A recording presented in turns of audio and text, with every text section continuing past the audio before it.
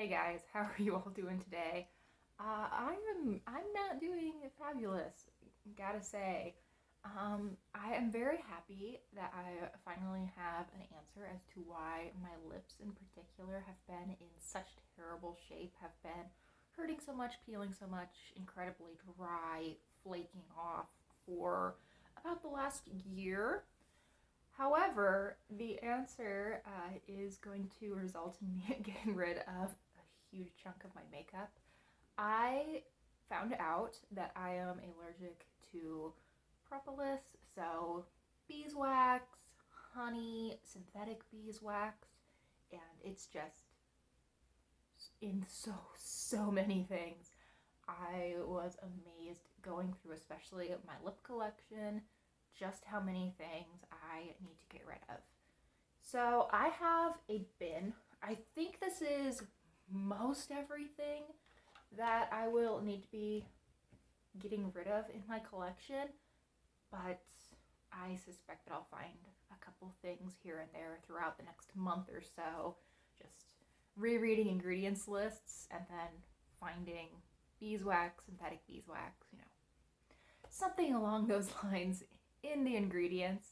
I thought though that I would milk my disappointment for some content and we would go through the items that I'm going to be getting rid of. I think that this will have to be in two parts probably because there's quite a bit here. And I want to do almost an empty style video, talk about if I liked the product, if I would recommend it to someone who can use products that have beeswax and related ingredients in them, and maybe a little bit about where they're going to. Most of these, unfortunately, are going to go in the trash. No one wants my nasty allergic reaction lipsticks, but some of these, for example, I have this almost full thing of shampoo will be going to my sister or my mom. I'll just, at Thanksgiving, I'll bring over the nicer products, the more expensive products, the newer products, and the sanitizing materials to help me give them away in a safe way to some family members. So, I think in this video, let's go through the items that are not lip products because lip products is a whole nother thing. So, part one of two, I think, let's just start again with the shampoo. I got to use this precisely once.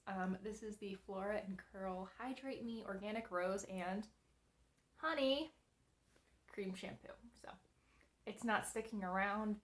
It wasn't the best shampoo in the universe. It didn't immediately make my hair incredibly gorgeous, but it wasn't bad either.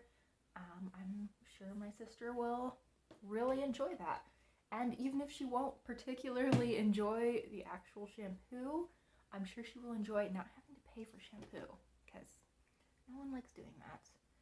And I also had a Yes to Tea Tree Scalp Relief Pre-Shampoo Scalp Scrub. I never could quite figure out if this actually did anything. I have used it many times. It's full of air, but I have used it quite a bit, even though it looks practically brand new. It doesn't really seal correctly, so this is probably going to have to go in the trash, but I just don't think I need this. I think that for my hair type, which is really easy to break, I have quite fine individual hairs as well as just overall pretty thin hair. This was just probably a little bit too much. I really enjoy the feeling of the Christophe Robin scalp scrub, and I was hoping that I would get something similar. This, as well as the Christophe Robin, I think, both cause a little bit of breakage at the top of my scalp. But, now that I'm not going to be using products anywhere on my hair that I'm allergic to, maybe my scalp will itch a little bit less. Fingers crossed anyway. But this is going to have to go as well. I could see this being nice for someone whose hair was a little bit less breakage prone. but not a big fan. Would not recommend. And then a product that is just completely unopened. This is the Eden Body Works Hydration Custard. It has honey in it, and I've never used it because I go through hair products at an absolute snail's pace. And maybe my sister will use it and report back to me, but yeah, completely brand new product, unopened, and I will never get to use it. Okay, I think that is the hair care. Now moving on to skincare, I have the Pond's Cold Cream Makeup Remover. Now this is effective stuff. I went through mine very, very slowly. I think I'm probably around halfway to 2/3 of the way through this bottle, but you just need a very tiny amount. You massage it between your fingers, and I found mostly that I used it to take off eye makeup, especially if I forgot to take off like liquid liner before I got in the shower. There's no way my regular face wash is going to deal with that, so this was really good at breaking that up. I didn't think that it was necessary for me for every day though. For me, this was basically breaking up nearly waterproof eye makeup, but it was very effective at what it did. Now, this was probably at a point where it should have been decluttered anyway, because this sits in my shower, and it's been sitting in various showers of mine for about 2 years. That's a little bit gross. It probably has had some water sitting in it, even though the cream itself looks fine. And then these upset me because these were the first things that I thought of when the dermatologist told me that beeswax was at the root of some of my problems. And these are from Pharmacy. I have the Honey Halo Ultra Hydrating Ceramide Moisturizer, as well as the Feeling Good Hyaluronic Acid Plumping Serum. I usually use these together. This is a little bit on the thicker side for me. It's a little bit more than my skin really needs. So what I'll do is I will take a scoop of this. It does come with a little metal spoon that I'm going to be keeping because it's a snazzy little metal spoon. I'll take a spoonful of this, then I'll add about half a pump to a pump of this, mix it together and apply. It smells nice. I've heard other people describe the scent of the Feeling Good serum as hot dog water, and weirdly I can kind of see that, but also I just like the scent apparently. I still smell raw honey, and I think it smells pretty nice, and they're effective. I find that this is pretty moisturizing. Could I probably get a similar level of hydration for less money than Pharmacy costs? Probably. But this is a nice product. I think that if you were going to splurge on one, this is probably the way to go. I think the moisturizer is a very nice moisturizer. I think that the hyaluronic acid serum is perfectly decent, but you can probably get some more bang for your buck with a lower price hyaluronic acid serum from like Good Molecules or The Ordinary. I don't think you need to splurge on Pharmacy. And I certainly won't be in the future because who would have guessed that the honey line from Pharmacy has honey in it? Wild, right? And now for makeup. The first item I'm actually not sure contains beeswax, but I wasn't able to find an ingredients list to point me in either direction, and these creamy eyeshadows are a product that I found often did contain beeswax, or in the case of Tarte, which I think is a vegan brand, synthetic beeswax. These are the Tarte Foil Finger Paints. This is a bummer because these are really pretty. I thought when I first got this that I was going to love the silver, and I do quite like the silver. I think it's very beautiful, but man, this taupey shade is where it's at. What I really like to do with this palette is put on a little bit of the silver starting at my inner corner and working in, and then I'll go in to the taupe and just completely cover my lid. I find that gives a nice gradient of light to dark across my eye, and the finish on these is beautiful. I think you can tell these are very creamy little eyeshadows, and I would say that they are closer to being a true cream eyeshadow than like a ColourPop Super Shock. I always use my finger with these. That's not particularly notable because I use my fingers with most of my eyeshadows, but these are specifically designed for that method of application, and I found that they just worked really, really well. They did crease a little bit. I kind of expect that with a cream shadow, but it was not overwhelming. I didn't feel not put together by the end of the day. I felt a little disheveled, but I always feel a little disheveled by the end of the day. It's fine. I like these a lot. I don't know that I would have recommended this palette anyway, even though I really did enjoy these two shades, because this blue was a nightmare to the point where I tore it out. But those two were really quite nice. I'm kind of surprised that Tarte doesn't sell these individually.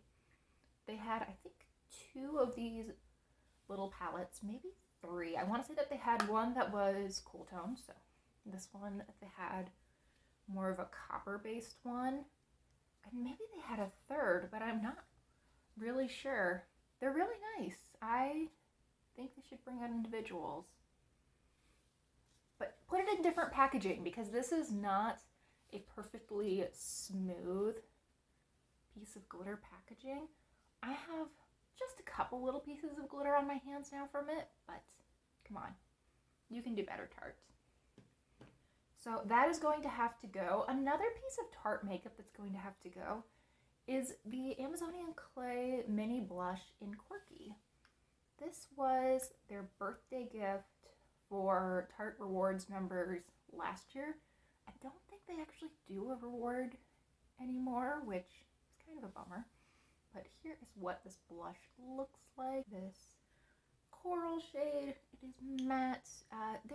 It's kind of a poppy coral, nothing too insane, but definitely adds a little bit of brightness to the cheeks. Not something that I could wear on an everyday basis. It just wouldn't go with a lot of the makeup that I wear.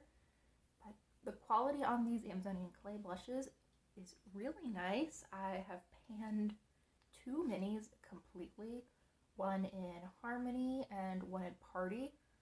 Loved them both enough that I wanted a third, even after having used up 2. And I was not disappointed in the quality of this. It just wasn't as much of an everyday shade as the other 2, and additionally, I had a lot more blush when I owned this than when I owned the other 2. It's nice. I don't know that Tarte blushes are so above and beyond that I would recommend them over even a good drugstore blush, but I think that the amount of time that these last is surprising. Even for a blush, these last ages. You could get probably a good year, year and a half of everyday wear out of one of these little guys. I did get about a year and a half of everyday wear out of, what was the first one that I had? Party. And I mean, that's amazing for a mini blush.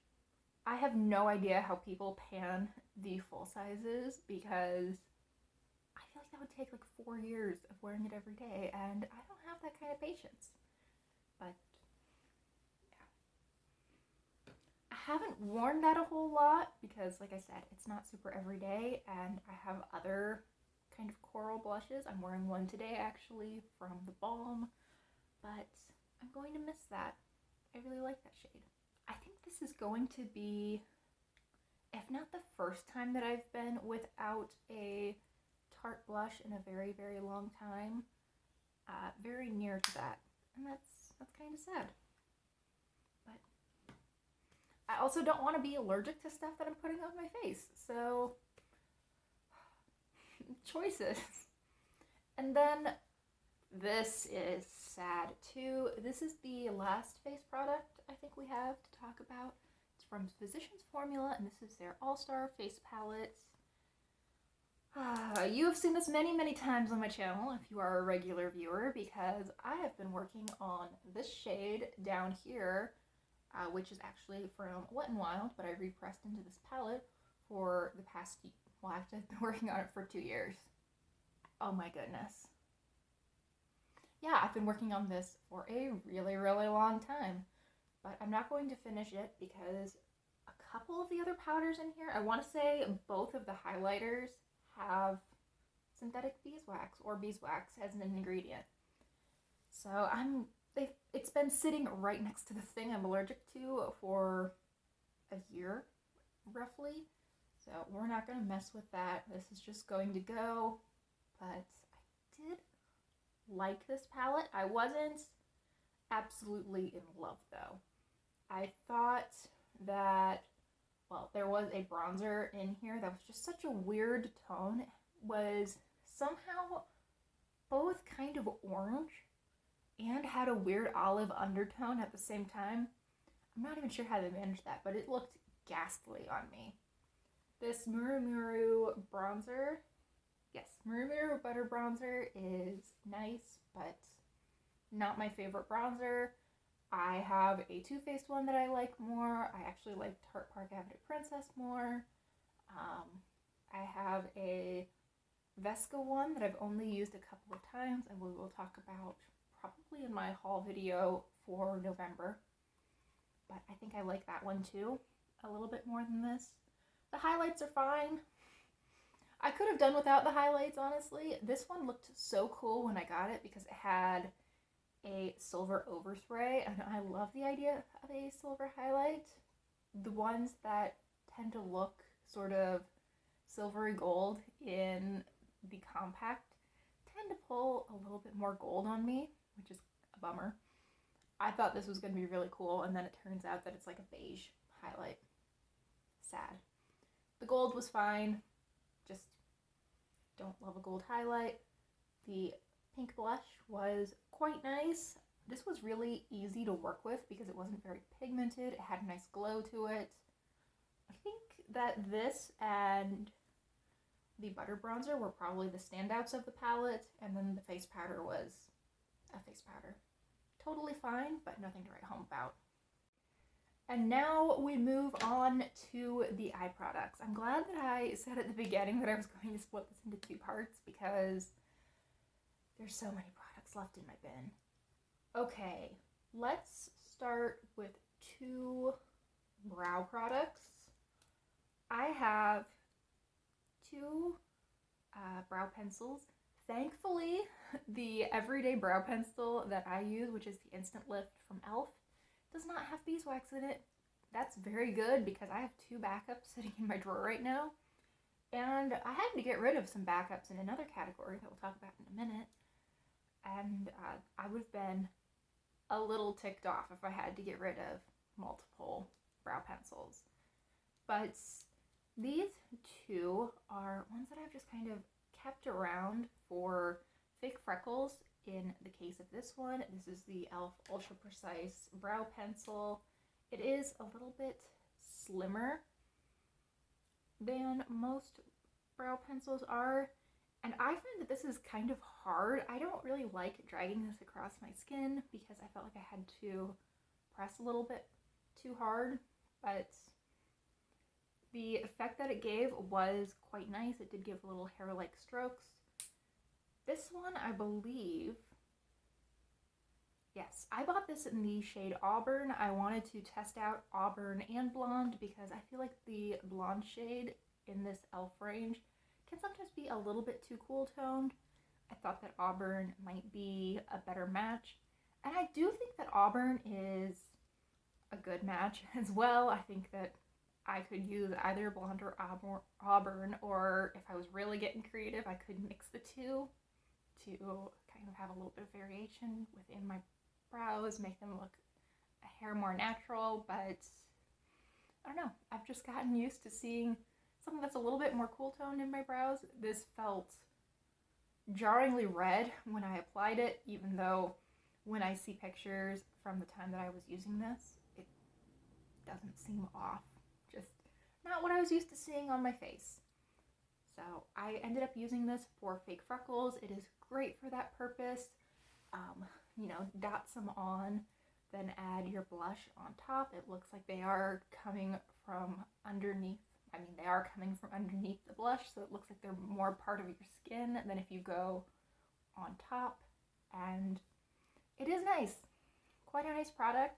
I probably wouldn't have repurchased this anyway. I probably would have just kept to the e.l.f. Instant Lift in Auburn if I wanted another fake freckle pencil, but yeah, I did like this. I liked the effect that it gave, both on my brows and for fake freckles. And then this one I got in a Walmart beauty box. Walmart is terrible at looking at your preferences when selecting items for your beauty box. This is the Lottie London Arch Rival Brow Artist Pencil in dark brown. No, that is not what I need. I never remember which side of this. Oh, there it is. It has a spoolie on the other side, and it's not obvious when it's closed which side is the spoolie. That annoyed me, but really not a big deal. I think this would have been fine. It was just too dark. I did use it a couple of times just to give myself a really, really bold eye look, and it worked okay for that, but definitely not something I need to replace. I think that if you do have dark brown hair, you're probably honestly still better off just getting the e.l.f. one, because I think this is more like $5 or $6. I was looking at this at Walmart last night. I think this is like roughly in the $6 range, but yeah, I don't think it's any better than other drugstore liners. It was totally adequate. This guy. This has beeswax in it. I think it's synthetic beeswax, but still. The Milani eyeshadow primer. I've been using this constantly for a year or more, and it has beeswax in it. I'm allergic to it. That may explain why I've always had a little bit of a problem with this guy. I mean, it works fine to keep my eyeshadow on, but I notice if I'm using this that I will sometimes get what I thought was just unblended product right up in here. I'm realizing now that that area is still a little bit dry, so maybe it is just me being allergic to this. It drying out my skin a little bit, causing a little bit of an allergic reaction right here on the inner portion of my eyelid. But I like the Wet n Wild one just as much when I need to repurchase one. Even if they removed the beeswax from this formula, I think I would still repurchase the Wet n Wild one instead. It'll be quite a while before I need to do that because I just opened one from the balm this morning, I think, but this needs to go and it will not be missed. I hope. I mean, I've only used the balm one once, so hopefully it's not total garbage, but at least I'm not allergic to it. So that's 1 point in its favor. I have 2 shadow sticks here. The first is from Laura Mercier. This is the caviar stick that was in the Sephora birthday gift for this year. This is in the shade Strapless. I liked this shade. The last couple weeks, I'd been wearing this pretty regularly to go to the office because I could just kind of paint it on, smudge it out, call it good. But, yeah. The formula's nice. I can see why people like these caviar sticks so much. The shade on this one was really easy to wear. I like this very cool tone taupe with a little bit of a champagne edge to it. It's really pretty. Easy to wear both, in a kind of glam way in the evening or to work like I had been. Wore nicely with shadow over it, with primer under it, or without either of those things. It didn't crease terribly if I didn't set it down with other eyeshadow, and it could wear perfectly well without primer. I'm gonna miss this. I was looking forward to putting this into my 2023 project pan. I thought this would be really fun to work on for the year, but it looks like that's not going to be happening. And then we have Mildew from Urban Decay. I got this from Influencer, free for review, and I liked this, but I never fell head over heels in love with it, and I never thought to use it very often. I think I used this something like 20 times in the year and a half that I owned it. I would have gotten this when I was still living out in North Carolina. So when would that have been? I moved in May of 2021, I think. So I've had this for a year and a half or more, but really haven't used up a huge amount of it. This is pretty, it's nice, it applies well. You do need to set this down. It didn't matter if you wore primer underneath it, but if you didn't top it with some other eyeshadow, it was going to crease on you. And with a pretty champagne or a pink or something, that might not have been a big deal. It just looked messy, not in a cool girl way either, just messy. So even though I think the formula on this was pretty good, not as good as the Laura Mercier, and I did rather like the color by itself. I mean, this is a shade that I think if I owned it in a single shadow, I definitely own basically this shade a couple times over in eyeshadows, and I do wear it. I think that this formula was better suited to a lighter shade, and I really don't think that a $20 Urban Decay pencil is necessary for this, because you either have to top it or just use it like on your lower lash line's eyeliner, and I think you could get a better eyeliner, and I think you'd get a shadow you didn't need to top. So yeah, I like the way it looked, but no. And then mascara. Mascara is going to be a struggle for me, I can tell, because I am currently down to one. I have one mini of the YSL Lash Clash that I'm wearing today, and it's not even like a proper mini, it's a sample. So I need to find some mascara pretty quickly that doesn't have beeswax in it.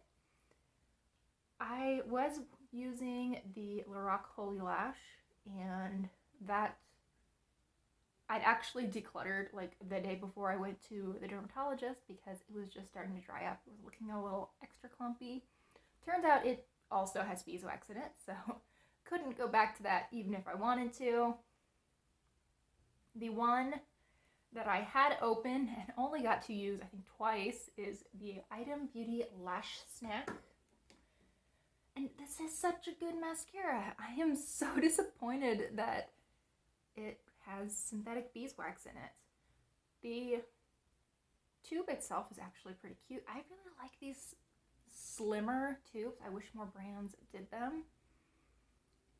And here is what the brush looks like. It is this really tiny little cone-shaped brush, synthetic bristles, and this was such a nice, really natural looking mascara. It added a lot of length. I think that this looked, if you were going to compare this to lash extensions or false lashes, this looked a lot like lash extensions. It looked like you had really nice, delicate, soft, but dark eyelashes, and it held curl really beautifully.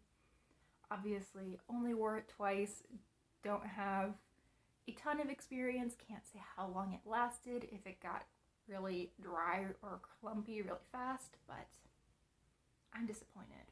I really enjoyed this. And And I didn't think I would. When I first saw this, I was like, that brush is ridiculous. It's going to take me forever to apply my mascara. And it did take a little bit longer, but the effects were worth it. It looked so good. And I'm upset that I used this because first, now I'm going to miss it, and second, now I can't pass it on. It's going to have to go in the trash despite having been used twice because I'm not going to pass on used mascara. Bummer. And then I have two mascaras that I have not opened. First, Maybelline Lash Sensational. Never used it, can't say anything about it. I am glad that it is unopened and that I can therefore pass it on.